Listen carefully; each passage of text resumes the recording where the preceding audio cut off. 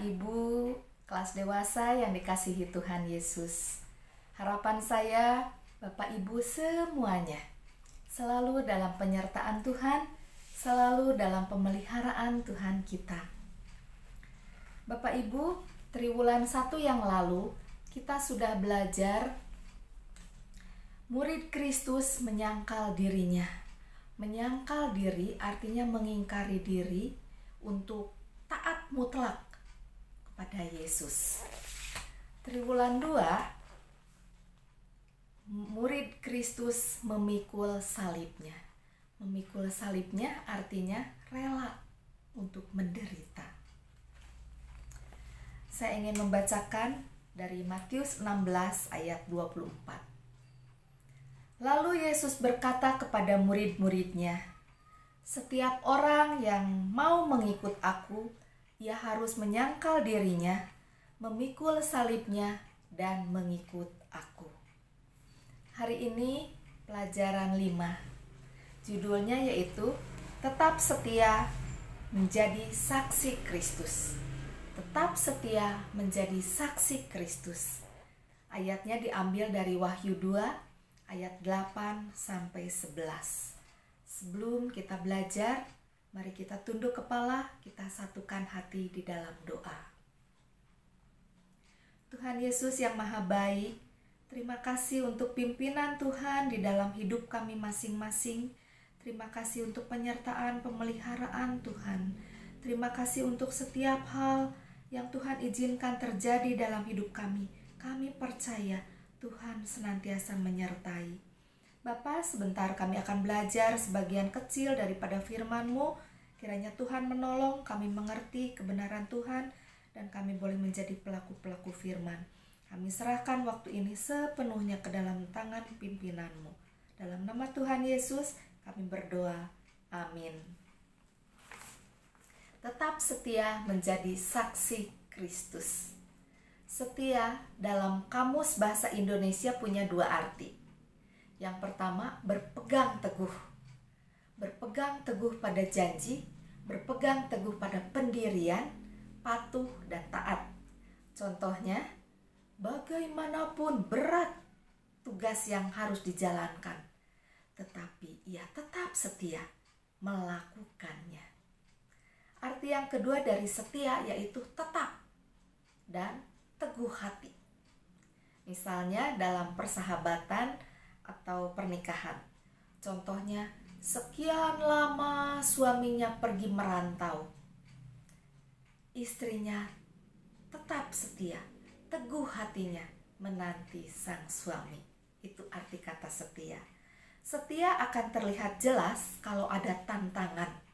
Tapi kalau semua baik, semua lancar, semua mulus, untuk setia mudah sekali kita lakukan ya.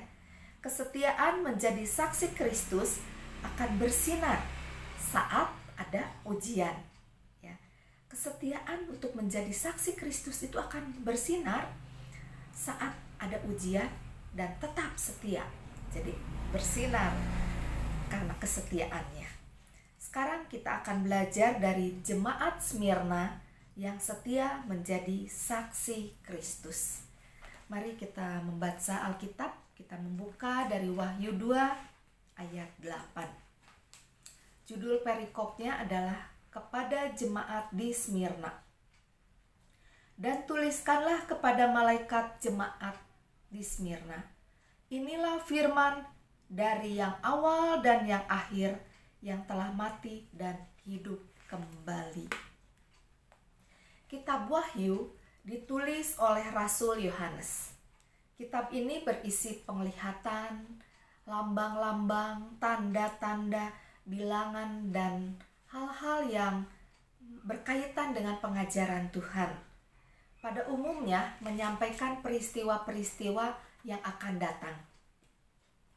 Tadi di Wahyu 2 ayat 8 sudah dikatakan, tuliskanlah kepada malaikat jemaat.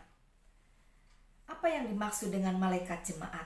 Malaikat jemaat adalah gembala jemaat yang akan menyampaikan pesan Tuhan kepada jemaat di Smyrna. Kemudian tadi dikatakan, inilah firman dari yang awal dan yang akhir. Siapa? Inilah firman dari Yesus. Yang awal dan yang akhir itu artinya Yesus. Wahyu 2 ayat 8 dan 11 adalah bagian dari surat yang ditujukan kepada jemaat di Smyrna. Smyrna adalah sebuah kota kuno yang strategis, merupakan sebuah kota pelabuhan. Kalau sekarang namanya Izmir, Turki, ya. Pelajaran 5 ini dibagi dalam 3 bagian. Yang pertama, penderitaan jemaat Smyrna. Yang kedua, kesetiaan jemaat Smyrna. Yang ketiga, kekuatan jemaat Smyrna. Penderitaan, kesetiaan, dan kekuatan jemaat Smyrna. Yang pertama, penderitaan jemaat Smyrna. Smyrna sebuah kota yang berkembang, merupakan kota pelabuhan yang makmur, terkenal dengan penghasilan mur. Mur ini berasal dari sebuah pohon pendek, baunya yang sangat harum, keluar dari daun-daun pohon mur yang dihancurkan. Jadi pohon mur, daun-daunnya dihancurkan itu mengeluarkan harum, mengeluarkan bau harum. Oleh karena itu, mur bisa digunakan sebagai balsam untuk orang yang sudah meninggal atau menjadi bahan minyak wangi. Kalau kota Smyrna adalah kota yang makmur, kenapa orang Kristen di Smyrna mengalami penderitaan dan kemiskinan? Yuk, saya akan teruskan baca di ayat 9. Aku tahu kesusahanmu dan kemiskinanmu, namun engkau kaya. Dan fitnah mereka yang menyebut dirinya orang Yahudi, tetapi yang sebenarnya tidak demikian. Sebaliknya, mereka adalah jemaah iblis. Aku tahu kesusahanmu dan kemiskinanmu. Dikatakan di Wahyu 2 ayat 9 tadi, bahwa orang-orang Smyrna itu mengalami kesusahan dan kemiskinan. Selain Smyrna kota yang makmur, Smyrna juga adalah kota agamis. Artinya, di Smyrna banyak sekali kuil-kuil untuk para dewa-dewa. Mayoritas penduduk Smyrna adalah pemuja berhala. Ada juga kelompok Yahudi. Penderitaan yang dialami oleh orang Kristen di Smyrna diantaranya ada 3. Mengalami penderitaan apa saja? Kesusahan, kemiskinan, dan penjara. Kesusahannya karena apa? Orang Kristen Smyrna tidak mau menyembah dewa dan kaisar di kuil. Wah, tidak mau dong ya, karena jemaat Smyrna percaya kepada Yesus. Jadi tidak mau menyembah dewa dan kaisar di kuil-kuil. Karena tidak mau menyembah dewa dan kaisar, oleh karena itu mereka difitnah. Mereka jemaat Smyrna dipojokkan, didakwa oleh kelompok Yahudi dan didukung juga oleh para penyembah berhala.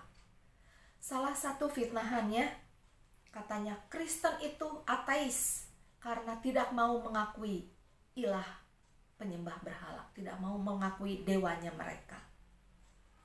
Jadi orang Kristen Smyrna itu mengalami kesusahan yang berat. Penderitaan yang lainnya itu kemiskinan. Kenapa di tempat yang makmur orang jemaat Smyrna bisa mengalami kemiskinan? Kelompok orang Yahudi dan para penyembah berhala menindas ekonomi jemaat Smyrna. Orang-orang Kristen di Smyrna itu dikucilkan dari masyarakat pada umumnya. Jemaat Smyrna sebagai kaum minoritas tidak diberi pekerjaan. Kalaupun ada bisnisnya dihambat. Akibatnya jemaat Smyrna miskin. Walaupun mayoritas penduduknya makmur dari penghasilan mur tadi.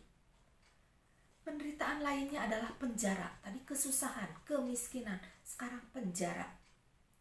Penjara waktu itu jauh lebih buruk daripada penjara zaman sekarang. Beberapa tahanan tidak boleh dikunjungi. Bahkan harus siap untuk dieksekusi mati. Aduh, penderitaan jemaat Smyrna sangat berat sekali. Dengan penderitaan yang berat dan bertubi-tubi karena nama Yesus, ada kemungkinan jemaat Smyrna mengingkari imannya.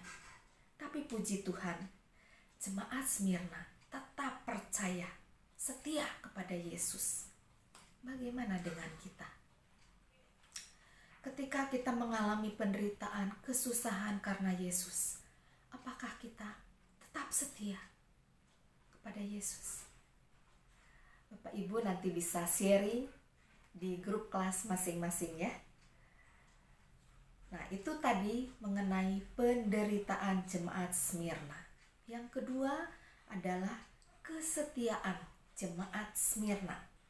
Di ayat 9 tadi dikatakan, aku tahu kesusahanmu dan kemiskinanmu, namun engkau kaya. Puji Tuhan ya, walaupun tahu kesusahan, ada kemiskinan, tapi dikatakan engkau kaya. Kaya karena apa? Bukan kaya karena materi, tetapi kaya secara rohani. Mereka tetap setia. Mereka tidak berhenti mengikuti Yesus.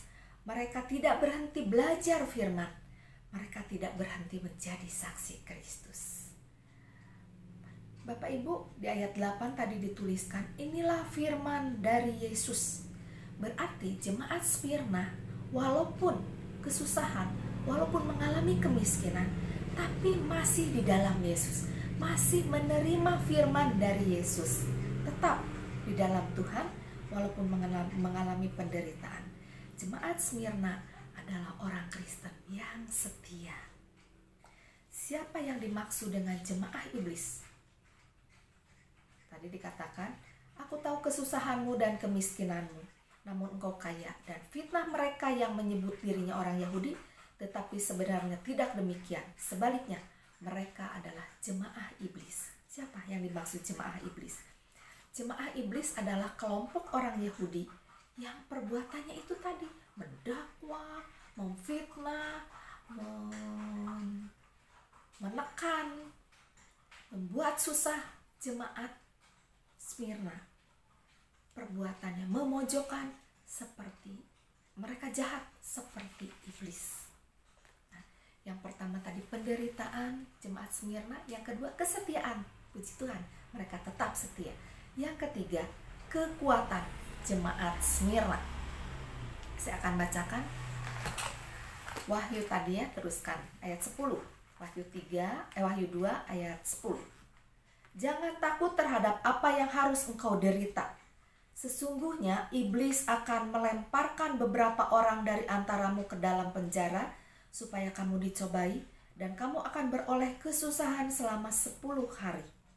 Hendaklah engkau setia sampai mati, dan aku akan mengaruniakan kepadamu mahkota kehidupan.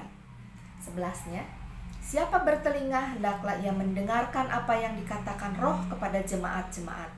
Barang siapa menang, ia tidak akan menderita apa-apa oleh kematian yang kedua.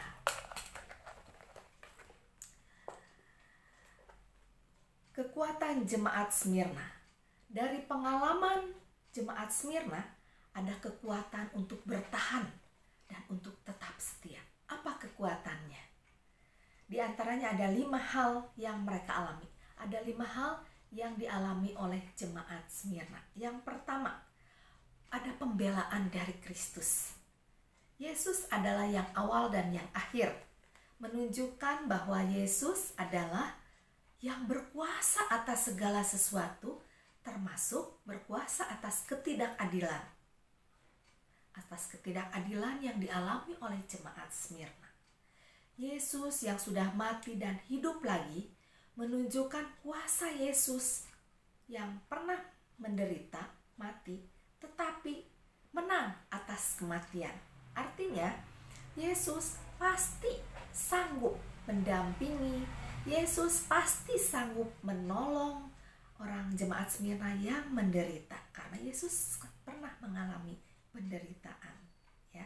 Kekuatan yang pertama ada pembelaan dari Kristus. Kekuatan yang kedua ada penilaian dari Kristus. Menurut dunia, jemaat Smyrna miskin, tetapi dalam penilaian Yesus mereka kaya harta sorgawi karena mereka tetap setia pada Yesus. Penilaian Kristus lebih penting dibandingkan dengan harta duniawi, tapi ditolak oleh Allah.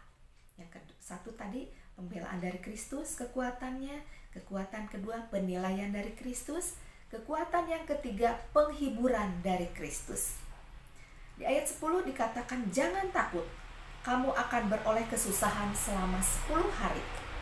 10 hari di sini bukan artinya benar-benar 10 hari pas gitu ya. Bukan arti sebenarnya, tapi memberi arti bahwa 10 hari itu ada batas waktu, tidak untuk selama-lamanya. Arti 10 hari bukan sebenarnya 10 hari, tapi ada batasnya, tidak menderita selama-lamanya. Nah, itu merupakan penghiburan untuk jemaat Smyrna bahwa tidak akan menderita selama-lamanya, tidak ya. Kekuatan yang pertama pembelaan dari Yesus, kedua penilaian dari Yesus, ketiga penghiburan dari Yesus, yang keempat penghargaan dari Kristus, dari Yesus. Kristus menjanjikan akan mengaruniakan mahkota kehidupan kepada jemaat Smyrna yang setia menjadi saksi Yesus sampai mati. Jadi ada penghargaan, mahkota kehidupan. Kekuatan yang kelima adalah pembebasan dari Kristus. Bagi orang percaya, jika harus mati secara martir, mereka tidak akan mengalami kematian kedua di neraka. Puji Tuhan, bersyukur kepada Tuhan sudah melakukan pembebasan dari dosa-dosa kita. Kita diselamatkan. Bagi semua orang yang percaya kepada Yesus akan beroleh hidup yang kekal. Jemaat Smyrna bisa tetap setia menjadi saksi Kristus karena mereka menggunakan semua kekuatannya yang dari Kristus, bukan dari kekuatan sendiri. Mereka bisa bertahan, mereka bisa kuat, mereka bisa tetap setia karena ada kekuatan dari Kristus. Bapak Ibu, sebagai kesimpulan, orang dunia tidak mempunyai juru selamat dan banyak yang putus asa. Yang diperlukan adalah orang percaya untuk menjadi saksi Kristus, untuk memberitakan Injil, memberitahukan kepada orang yang belum percaya. Menjadi saksi Kristus dari seluruh aspek hidup kita. Tutur kata, tingkah laku, perbuatan, pikiran, hati kita. Mari kita memancarkan sebagai saksi Kristus yang baik. Di Indonesia masih ada toleransi umat beragama ya. Sehingga penderitaan kita sebagai saksi Kristus tidak seberat seperti yang dialami oleh jemaat Smyrna. Ringan atau beratnya penderitaan yang kita alami, itulah salib yang harus kita pikul. Bapak Ibu, sebagai ayat hafalan dari Wahyu 2 ayat 10b. Hendaklah engkau setia sampai mati, dan aku akan mengaruniakan kepadamu mahkota kehidupan. Sekali lagi saya akan bacakan. Hendaklah engkau setia sampai mati, dan aku akan mengaruniakan kepadamu mahkota kehidupan. Wahyu 2 ayat 10b. Sebagai ayat terakhir saya akan membacakan Ibrani 12 ayat 2.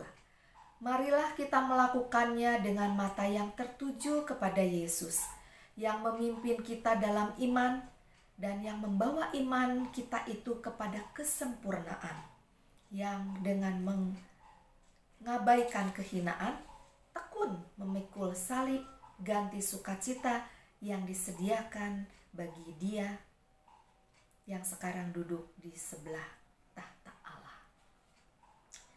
Mari kita terus melayani Tuhan dengan setia. Sekali lagi kita tunduk kepala Bapak Ibu, mari kita berdoa. Bapa yang penuh kasih, kami naikkan syukur, terima kasih untuk pimpinan Tuhan. Kami boleh membahas sebagian kecil daripada firman-Mu. Tuhan menolong kami mengerti dan menerapkan di dalam hidup kami. Kami boleh menjadi pelaku-pelaku firman, untuk tetap setia kepada Tuhan. Kami percaya Tuhan terus akan memberi kekuatan kepada setiap kami. Tolong beri kami keberanian untuk memancarkan kasih Tuhan, menjadi saksi-saksi Tuhan. Terima kasih Bapak. Kalau sebentar kami akan berdiskusi di grup kelas, Tuhan juga yang akan menolong setiap kami. Ampuni segala dosa kami Bapa. Di dalam nama Tuhan Yesus kami berdoa dan bersyukur. Amin. Terima kasih Bapak Ibu. Selamat berdiskusi dan bersharing di grup kelas masing-masing. Tuhan memberkati kita semuanya.